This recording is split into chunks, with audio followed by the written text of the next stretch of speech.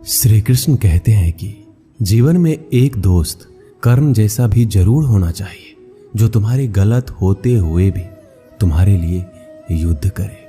होने वाले खुद ही अपने हो जाते हैं, किसी को कहकर अपना नहीं बनाया जाता। रिश्ते हमेशा एक दूसरे का ख्याल रखने के लिए बनाए जाते हैं, एक दूसरे का इस्तेमाल करने के लिए नहीं। चूम लेता हूं हर मुश्किलों को मैं अपना मानकर, जिंदगी कैसी भी आखिर है तो मेरी। जो हैरान है मेरे सब्र पर, उनसे कह दो जो आंसू जमीन पर नहीं गिरते वह दिल चीड़ जाते हैं। डर रखिए वक्त की मार से, बुरा वक्त किसी को बताकर नहीं आता। धन ना हो तो रिश्ते उंगली पर गिने जाते हैं, और धन हो तो रिश्ते डायरी में लिखे जाते हैं। जहर का भी अपना हिसाब है, मरने के लिए थोड़ा सा और जीने के लिए बहुत सारा पीना पड़ता है। डूबी है मेरी उंगलियां खुद अपने लहू में, कांच के टुकड़ों को उठाने की सजा है। ताकत की जरूरत तभी पड़ती है जब किसी का बुरा करना हो, वरना दुनिया में सब कुछ पाने के लिए प्रेम ही काफी है। श्री कृष्ण कहते हैं ओस की बूंद यदि केले के पत्ते पर गिरे तो वो कपूर बन जाती है, शीत में गिरे तो मोती, यदि विषधर के मुख में गिरे तो विष। बूंद एक है परंतु उसके प्रारब्ध भिन्न है, क्योंकि उसे आकर्षित करने वालों का व्यवहार भिन्न है। इसलिए यह आप पर निर्भर करता है, आपके भविष्य में विष चाहिए या अमृत। स्मरण रखें, हम वही बन जाते हैं जैसा हम सोचते हैं, जैसा विश्वास रखते हैं। यह आपका विश्वास ही है जो ये निर्धारित करेगा कि आपको विष मिलेगा या अमृत। इसलिए अपनी सोच को सुदृढ़ रखिए, सकारात्मक रखिए, और फल भी सकारात्मक ही आएगा।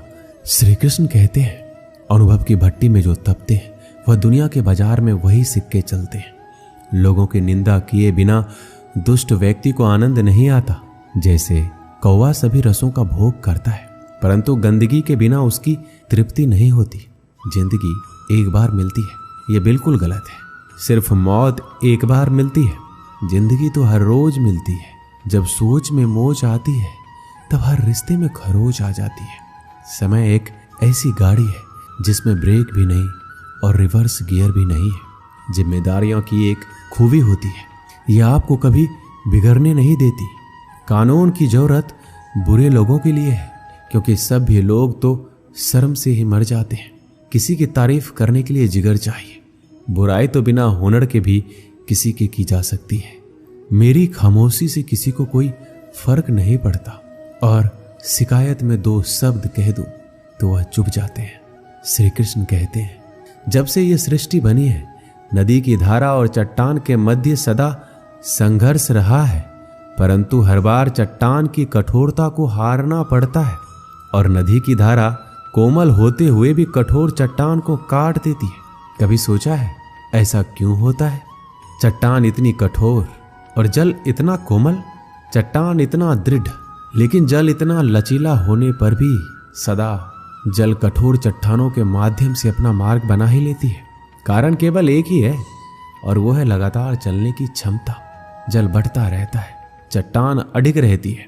इसी कारण जल चट्टान को काट कर मार्ग बना लेता है।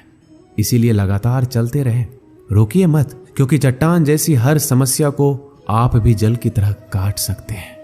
श्री कृष्ण कहते हैं हम क्या करते हैं इसका महत्व कम है, किंतु हम उसे किस भाव से करते हैं इसका बहुत महत्व है। फल कुचलने का हुनर भी सीखिए। सांपों के खौफ से जंगल नहीं छोड़ा करते।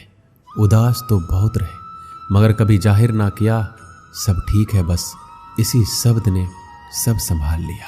अनुमान गलत हो सकता है, पर अनुभव कभी गलत नहीं होता, क्योंकि अनुमान हमारे मन की कल्पना है और अनुभव हमारे जीवन की सीख। अगर लड़ना ही है तो अपने कड़वे स्वभाव से लड़ो, जो किसी को अपना नहीं होने देता।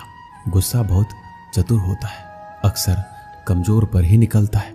धूप बहुत कड़ी है, बदन जल रहा है, कुछ तकलीफ जरूर है पर घर चल रहा है। वक्त वो तराजू है जो बुरे वक्त में अपनों का वजन बता देता है।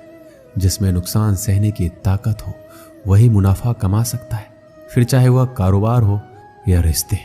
श्री कृष्ण कहते हैं जिम्मेदारियां भी खूब परीक्षा लेती है, जो निभाता है उसी को परेशान करती है। कहीं ना कहीं कर्मों का डर है, नहीं तो गंगा पर इतनी भीड़ नहीं होती। जो कर्म को समझता है उसे धर्म को समझने की जरूरत ही नहीं। पाप शरीर नहीं करता, विचार करते हैं, और गंगा विचारों को नहीं, सिर्फ शरीर को धोती है। शब्द का महत्व तो बोलने के भाव से पता चल जाता है, वरना वेलकम तो दरवाजे के गेट पर भी लिखा होता है। मन की लिखूं तो शब्द रूठ जाते हैं, और सच लिखूं तो अपने रूठ जाते हैं। जिन पैसों में अपनी मेहनत की महक ना हो, वह पैसा सुख के साधन तो दे सकता है, लेकिन मन को शांति नहीं। बचपन कितना खूबसूरत था, तब खिलौने जिंदगी में थे, और आज जिंदगी खिलौना है। श्री कृष्ण कहते हैं, आपने किसी फल को पेड़ से अलग होते हुए देखा है? बड़ा दुख होता है जब आप अपने उद्यम से अलग होते हैं, परंतु ये दूरी भी आवश्यक है। आप फल को ही ले लीजिए।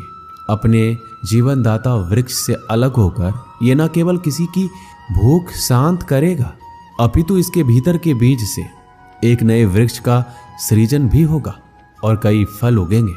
सृजन की प्रतिक्रिया में पीड़ा आवश्यक है। यदि पीड़ा नहीं होगी तो सृजन नहीं होगा। पीड़ा अपने उद्यम से दूर होने में, इस फल की भांति हम मनुष्य को भी अपने उद्यम से, अपने सगे संबंधियों से अलग होना पड़ता है। और यही अलगाव एक नए सृजन को, एक नई सृष्टि को, एक नए विकास को जन्म देता है। इसलिए ऐसे अलगाव से दुखी मत होइए, उसका स्वागत कीजिए, क्योंकि ये विकास की नींव है। श्री कृष्ण कहते हैं, गलत फहमी में जीने का मजा ही कुछ और है, वरना हकीकतें अक्सर रुला देती है। जब तक रास्ते समझ में आते हैं तब तक लौटने का वक्त हो जाता है। यही जिंदगी है। प्यार नहीं बिकता किसी के लिए, मगर इंसान बिक जाता है अपने मतलब के लिए। जब तक किसी अपने से धोखा ना मिले तब तक समझ नहीं आता कि जिंदगी क्या है। काश उस जाते हुए वक्त को रोक सकते, आपके साथ गुजरा हुआ हर समय जोड़ सकते। मुझे नफरत पसंद है, लेकिन दिखावे का अपनापन नहीं। शीशा कमजोर बहुत होता है, मगर सच दिखाने से घबराता नहीं है। श्री कृष्ण कहते हैं, अपराध वो भावना है जिसके कारण संसार में सदा दुख ही व्याप्त रहता है। हम सब अपराधियों से घृणा करते हैं, उन्हें कोसते हैं, परंतु क्या कभी विचार आया है कि कोई भी जन्म से अपराधी नहीं होता? तो ऐसा क्या कारण है कि कोई इतना बुरा बन जाता है कि वो बुराई की सीमा ही पार कर जाए? कारण है कामना। यदि कामना पर नियंत्रण ना रखा जाए, यदि कामना को पूर्ण करने के लिए परिश्रम ना किया जाए, तो वो तृष्णा में बदल जाती है, और तृष्णा लालच में, और लालच छल में, और छल करते ही मनुष्य अपराध की ओर अपना पग बढ़ा देता है। इसलिए ये अत्यंत आवश्यक है कि मन की कामनाओं पर नियंत्रण रहे। यदि मन पर नियंत्रण रहेगा तो अपराध पर स्वयं ही नियंत्रण हो जाएगा। हम सब का मन करता है कि हम जीवन में ऐसे शिखर पर पहुंचे जहां हमसे ऊपर कोई ना हो, जहां हमें कुछ करने की आवश्यकता ना पड़े। कुछ लोग इस शिखर पर पहुंच भी जाते, परंतु उनका मन सदा विचलित रहता है। मनोरंजक बात है ना कि जिस विश्राम को पाने के लिए हम इतनी मेहनत करते हैं, इतना परिश्रम करते हैं, वो हमें मिलता ही नहीं। कारण स्वयं सोचिए, वन का राजा होने के पश्चात भी सिंह को शिकार करने के लिए परिश्रम क्यों करना पड़ता है? क्योंकि राजा होने का अर्थ ये नहीं कि वो सदा सोता रहे और मृग स्वयं उसके समक्ष आकर कहे, आइए महाराज, मुझे खाकर अपनी भूख मिटाइए। तो ये समझ लीजिए, कार्य आपके परिश्रम से संपन्न होते हैं, केवल कामना से नहीं।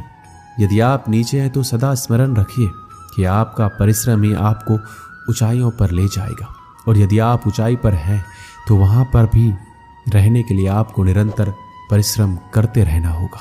अर्थात परिश्रम से मुक्ति नहीं है, क्योंकि परिश्रम ही जीवन है।